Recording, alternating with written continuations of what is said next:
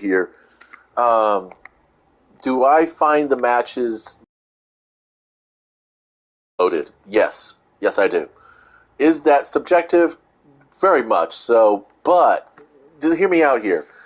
In Crucible, you have a couple of match modes which are guaranteed to go no farther than a certain number of times.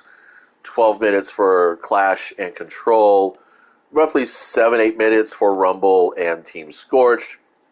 Crucible Labs typically have multi-round matches. You can go upwards of 12 minutes. Same thing for Trials. So 12 minutes seems to be about the sweet spot that most of these activities run about. Gambit matches, on the other hand, they can go a bit long. Vanguard Ops, and especially the Nightfalls, a bit more than that. I'm not a professional game designer, as I have only actually ever sold 3 custom board games in my entire artistic career. I did a Pac-Man variant, I did an Asteroids variant, and then I did a Meteor Race, basically a chase and race game that was painted on the top of an IKEA end table.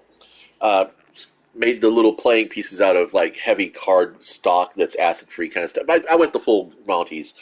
The Pac-Man game I made as a gift, and the Asteroids game I made for my own fuck-off whatever moments. And honestly, they play really, really well, and if I could ever secure the license for either the Pac-Man or the Asteroids game.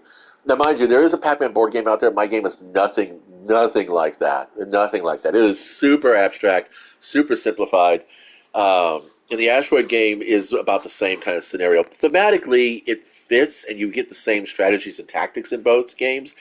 The Pac-Man board game does not really feel like the arcade game, and that's not just my opinion. That's a lot of people's objective observations here, empirical observations. Anyway, point being is that I'm not a professional game designer. I did not go through the years and hours of education to become a game designer.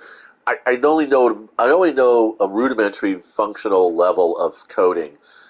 But if I was going to design that was going to make money off of people, and make money for people, more specifically, I'd have at least one core signature characteristic in every single one of my games that I designed. No activity takes any longer than your 2 favorite songs. That's about 6 to 10 minutes. All right? Personally, I'm bored after my first favorite songs. Time is up.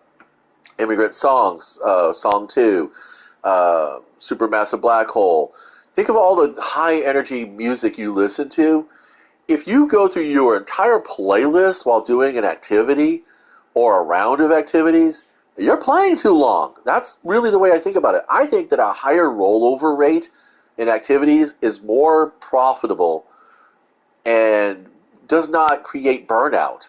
Because burnout can happen by oversaturation, but it also happens more frequently from extended exposure. And that means doing the same fucking thing for long periods of time. These battlegrounds do not belong in Vanguard Ops. I know this is the roundabout right here. The battlegrounds should be out of the fucking Vanguard Ops. Planetary strikes, get to the state of the classics. Do the Devil's Lair. Do the Disgraced. Do the Fallen. Well, Disgrace is not a classic, but it used to be Omnigul. The Fallen Saber thing. Okay, we go over here to the EDZ. You've got the Arms Dealer down over here. You've got Lake of Shadows. There's only 2 that I know of here. You go to Nessus.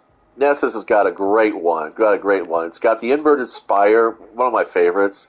The Insight Terminus, the Proving Grounds, the Exodus Crash. And understand what is about all of these that really sings to me. You can fucking nuke the boss. Yes, they did extend the playtime for the Lake of Shadows and the Arms Dealer, and I think there's a few extra ads in the Inverted Spire. But when you get to the boss, there's no immunity phases. There's no cycle phase going on, whatever. There's no phases to the final boss.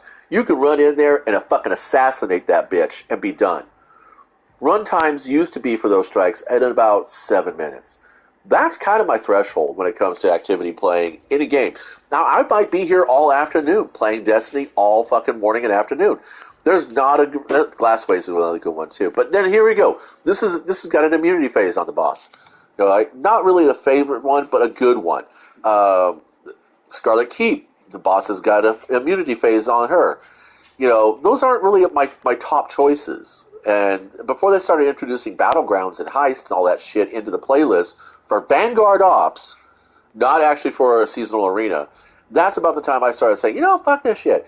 Don't even get me started on the fucking Throne World Strikes, the fucking birthplace of the Vile, and the goddamn donkey punching light blade. They can go fly a fucking light. They can take a flying shitty leap off a fucking cliff into a lake of acid for all I care.